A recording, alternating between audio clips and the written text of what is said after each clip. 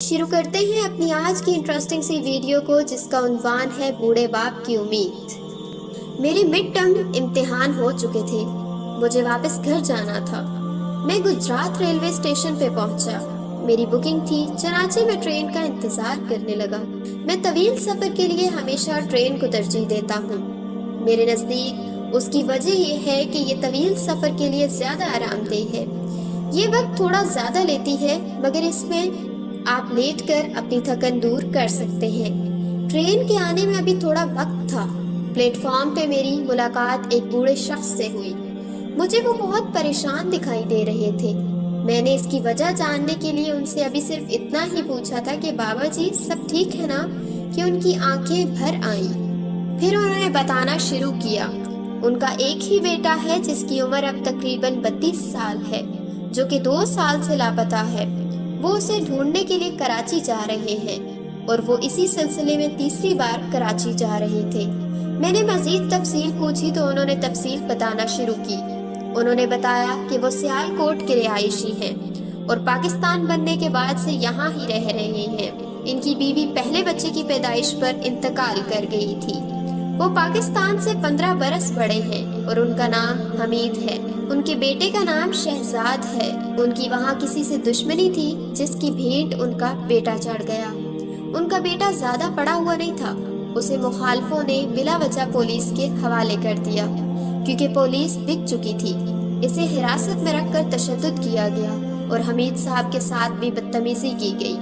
پھر انہوں نے ہائر اتھارٹیز سے بات کی، جس پر ان کے بیٹے کو تو چھوڑ دیا گیا، مگر دشمنی مزید بڑھ گئی۔ ان کا بیٹا ایک دکان چلاتا تھا جو کہ کرائے کی تھی۔ انہوں نے بیٹے کو دکان پہ جانے سے منع کیا، مگر وہ نہ رکا۔ وہ عام زندگی گزارنا چاہتا تھا، مگر یہ اس کی زندگی کے لیے بھی خطرناک تھا۔ چنانچہ حمید صاحب نے ایک کڑا فیصلہ کیا۔ وہ اپنے بیٹے کو کراچی چھوڑ آئے اور اللہ کے حوالے کر دیا اور خود واپس آ گئے۔ یہ فیصلہ انہوں نے چند رفقائی کے کہنے پہ کیا اور آج وہ اپنے اس فیصلے پہ پچھتا رہے تھے۔ یہ 2 سال پہلے کا واقعہ تھا۔ اس کے بعد آج تک ان کے بیٹے کا پتہ نہیں چلا۔ انہوں نے مجھے اپنے بیٹے کا شناختی کارڈ بھی دکھایا اور وہ اخبارات بھی دکھائیں جن میں ان کے بیٹے کی تفصیلات موجود تھیں۔ یہ اس وقت سے پہلے اپنے بیٹے کو تلاش کر رہے ہیں اور اس سلسلے میں وہ پاکستان کے بیشتر شہروں میں جا چکے ہیں۔ وہ پولیس اسٹیشنوں اور اسپتالوں میں جا کر پتہ کر چکے ہیں۔ جب بھی انہیں کوئی بتاتا ہے کہ تمہارے بیٹے کو میں نے فلاں جگہ دیکھا ہے، چاہے مذاق میں ہی کیوں نہ کہے، وہ وہاں چلے جاتے ہیں اور تلاش کرتے ہیں، کیونکہ وہ پر امید ہے کہ ان کا بیٹا مل جائے گا۔ اسی لیے وہ آج بھی اس دکان کا کرایہ ادا کرتے ہیں۔ اسی لیے وہ ایک بار پھر کراچی جا رہے ہیں۔ یہ امید ہی ہے جو کہ ان کو زندہ رکھے ہوئے ہے۔ باقی تمام چیزوں کے بغیر انسان زندہ رہ سکتا ہے، مگر امید کے بغیر انسان ایک سیکنڈ کے لیے بھی زندہ نہیں رہ سکتا۔ شاید اسی لیے مایوسی کو کفر قرار دیا گیا ہے۔ انسان کو زندگی کے کسی بھی لمحے مایوس نہیں ہونا چاہیے۔